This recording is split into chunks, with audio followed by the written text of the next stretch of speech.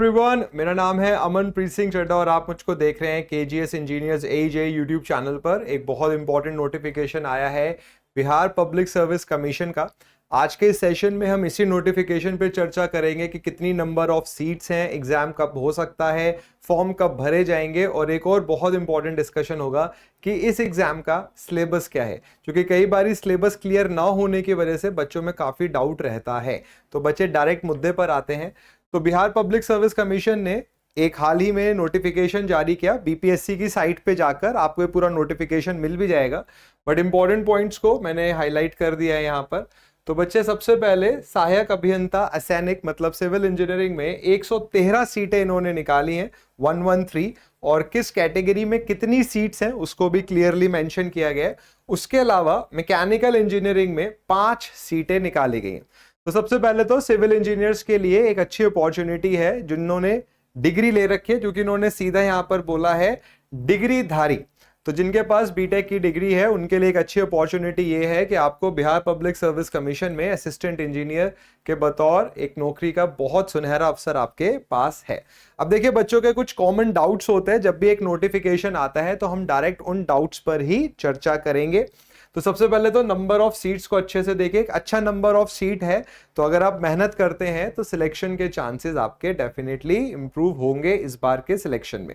अब देखिए बच्चे, उसमें नेक्स्ट जो चीज बच्चों के मन में आती है कि सर एज क्राइटेरिया क्या है, तो यहां पर इन्होंने क्लियरली मेंशन किया है कि 1 अगस्त 2024 को अगर आपकी न्यूनतम एज 21 ईयर्स है तो 1 अगस्त 2024 को अगर आप 21 साल के हो रहे हैं तो आप बिल्कुल अप्लाई कर सकते हैं। और पुरुष वर्ग में अनारक्षित मतलब अनरिजर्व्ड में 37 ईयर्स है, और इसके अलावा पिछड़ा वर्ग, अत्यंत पिछड़ा वर्ग एवं अनारक्षित महिला में ये 40 ईयर्स है।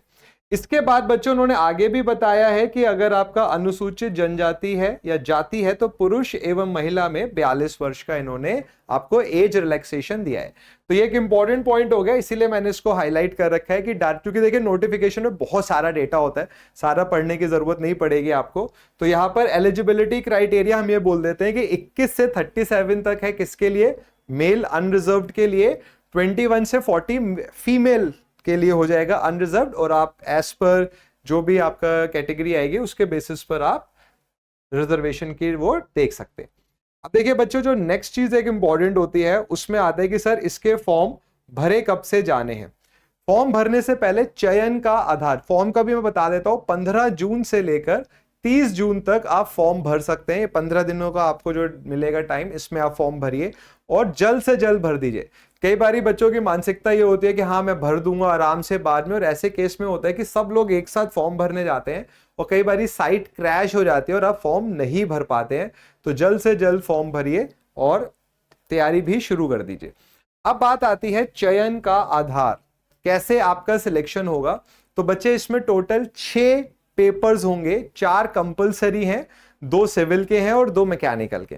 तो इनमें जो 4 हैं इसमें इन्होंने क्लियरली मेंशन किया, बहुत अच्छे से नोटिफिकेशन बनाया, हर चीज के बारे में डिस्कशन किया है कि लिखित परीक्षा 6 पत्रों की होगी, जिनमें 4 पत्र अनिवार्य मतलब कंपलसरी हैं और 2 ऐच्छिक होंगे, मतलब इसके में आपको एक चॉइस मिलेगी। सिविल वाले सिविल के सब्जेक्ट्स पढ़ेंगे और मैकेनिकल के स्टूडेंट्स मैकेनिकल के पढ़ेंगे। अब प्रथम 4 पत्र क्या होंगे, तो देखिए सामान्य हिंदी और अंग्रेजी ये पढ़ना है। अब यहां पर एक बड़ी इंटरेस्टिंग चीज लिखी हुई है क्वालिफाइंग, और इन्होंने क्लियरली इस चीज को मेंशन किया है कि आपको इंग्लिश और हिंदी में कम से कम 30 मार्क्स लाने होंगे। तो मान लेते हैं कि किसी बच्चे का टेक्निकल बहुत स्ट्रांग है, बट अगर आपके हिंदी और इंग्लिश में 30 नंबर नहीं आए तो क्लियरली नोटिफिकेशन में मेंशन है कि आपका आगे का मूल्यांकन एनालिसिस नहीं किया जाएगा। तो अब आपको इस बात का बहुत ध्यान देना है कि हिंदी और इंग्लिश को अच्छे से पढ़ना होगा, क्वालिफाई करना होगा। इनफैक्ट जो बाद के 2 सब्जेक्ट्स आएंगे, ये हो गया सामान्य अध्ययन और सामान्य आभ्यंतरिक विज्ञान मतलब general engineering and general awareness, इसमें भी ऑब्जेक्टिव एग्जाम्स हैं, 1-1 घंटे के एग्जाम्स होंगे, 100 मार्क्स ईच है। ये क्लियर करने के बाद तब आपकी सिविल इंजीनियरिंग की जो क्वेश्चन शीट होगी, ओएमआर शीट होगी, उसको देखा जाएगा। तो यहां पर इन्होंने मेंशन किया है कि सामान्य अंग्रेजी एवं सामान्य हिंदी के पत्र में न्यूनतम प्राप्तांतिक नहीं प्राप्त होने पर अभ्यर्थी पर विचार नहीं किया जाएगा। ठीक है, और जब आप में इसमें न्यूनतम मार्क्स आएंगे तब आपके आगे की कॉपी चेक होगी।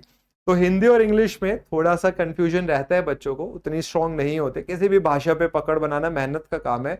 तो अगर आप बीपीएससी के एग्जाम के लिए जा रहे हैं तो हिंदी और इंग्लिश में भी बहुत मेहनत करनी है आपने, जितना आप इंजीनियरिंग वर्क में करेंगे। एक और सवाल आपके दिमाग में जरूर आएगा कि सर सिलेबस क्या है। ठीक है, कई बारी पीएससी में सिलेबस पर बहुत ज्यादा चर्चा नहीं होती है, बट यहां पर अगेन उन्होंने सिलेबस को बहुत अच्छे से बताया, और मैं भी आपको बताऊंगा अभी कि सिविल इंजीनियरिंग का सिलेबस क्या है। ऑब्जेक्टिव एग्जाम्स होने हैं ये सारे, और आपको ड्यूरेशन दे रखी है। सिविल इंजीनियरिंग में 2 एग्जाम होंगे, पेपर 1 पेपर 2। पेपर 1 में कुछ सब्जेक्ट्स आएंगे और पेपर 2 में कुछ सब्जेक्ट्स आएंगे। कौन से सब्जेक्ट्स हैं, सब्जेक्ट्स का सिलेबस आगे अभी डिस्कस भी हम लोग करेंगे। एक बच्चों सवाल बहुत आता है दिमाग में बच्चों के कि क्या सर अदर स्टेट्स एलिजिबल हैं, तो यस हैं। ठीक है, इसके अलावा अनुभव रखने वाले अभ्यर्थी, अगर आपके पास एक्सपीरियंस है तो बिहार पब्लिक सर्विस कमीशन ने आपको बताया है कि एक्सपीरियंस के बेसिस पर वो आपको क्या बेनिफिट देंगे। तो अगर आपके पास एक्सपीरियंस है तो उन्होंने यहाँ पे क्लियरली मेंशन किया है कि आपको कुछ मार्क्स का एडवांटेज मिलेगा। 5 साल तक का अगर आपका एक्सपीरियंस है तो आप 25 मार्क्स तक पा सकते हैं। ठीक है, इनफैक्ट अगर आपका 5 साल नहीं हुआ है, कुछ बीच में आपका चल रहा है, तो उन्होंने ये भी मेंशन किया है कि उसके बेसिस पर आपको कितने मार्क्स दिए जाएंगे।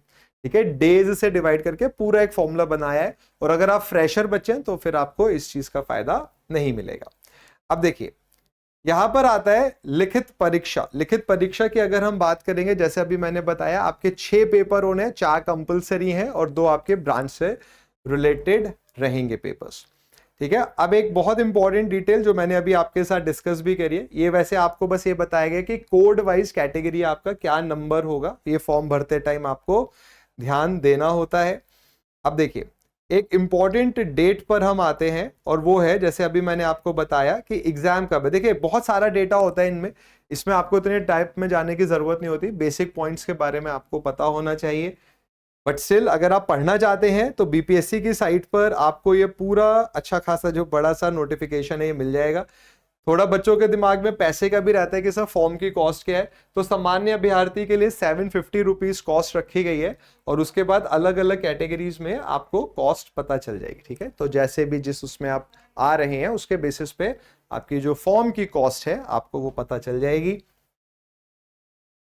अब देखिए ये इंपॉर्टेंट डेट हो गई है कि ऑनलाइन आवेदन प्रारंभ कब स्टार्ट होगा। ऑनलाइन पूरा फॉर्म ये आपने ऑनलाइन भरना है, तो 15 जून से लेकर 30 जून तक आपकी ये डेट रहेगी। तो बिल्कुल जाइए और फॉर्म भरना शुरू करिए, क्योंकि बिल्कुल डिले मत करिए, डिले में बहुत फिर दिक्कत आती है बाद में जाकर। ये बाकी एग्जाम्स में भी आप देखते हैं। और देखिए क्या है कि हम ये बात जानते हैं, उत्तर प्रदेश, बिहार, मध्य प्रदेश, यहाँ बहुत सारे स्टूडेंट्स हैं जो अच्छी नौकरियों की तलाश में और पढ़ाई कर रहे हैं। तो मैं ये मानता हूँ कि काफी सारे फॉर्म्स भरे जाएंगे, तो लास्ट में अगर आप ये चीज रखोगे तो साइट क्रैश, साइट हैंग हो रही है, ये सब दिक्कतें आएंगी। तो जल्द से जल्द फॉर्म भर के रिलैक्स हो जाइए। अब देखिए बच्चों हम एक इंपॉर्टेंट चीज पर आते हैं, और ये सारा आपको फॉर्म भरने का बताया गया है कैसे है। अब यहां पर आता है सिलेबस।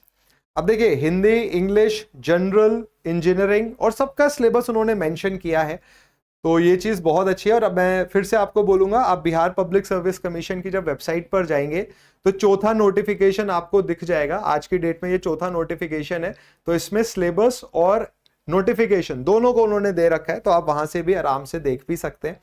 तो बच्चे हम अगर आते हैं सिलेबस के पार्ट पर,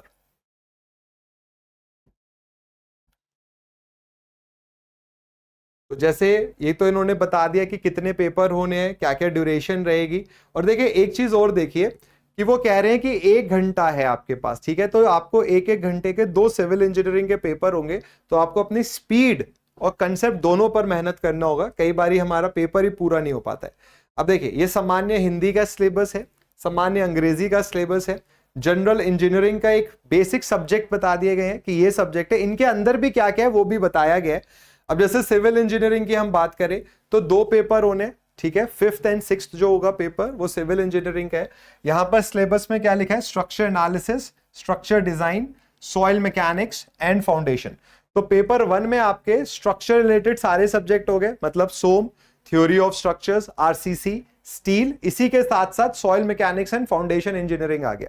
आपके दिमाग में आएगा सर ये तो सब्जेक्ट, इन सब्जेक्ट्स में कौन कौन से टॉपिक है, उसको भी इन्होंने मेंशन किया है, उस पर भी अभी मैं आपको बताऊंगा। और जो पेपर 2 है, षष्ठ मतलब है 6th पेपर हो गया, सिविल इंजीनियरिंग का 2nd पेपर है।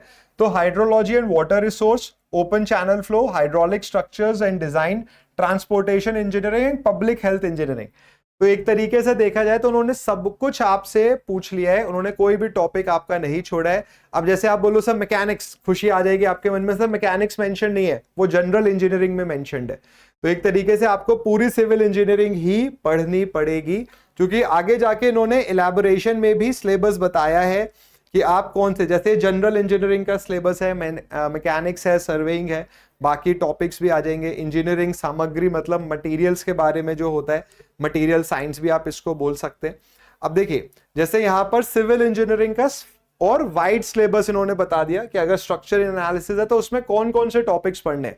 बट अगर आप मोर और लेस देखोगे तो जैसे अगर इंजीनियरिंग सर्विसेज का सिलेबस जो है ऑलमोस्ट वही सिलेबस है, तो पढ़ना सारे। और असिस्टेंट इंजीनियरिंग एग्जाम्स मैं ये मानता हूं कि बिहार यूपी के बहुत अच्छे लेवल के होते हैं।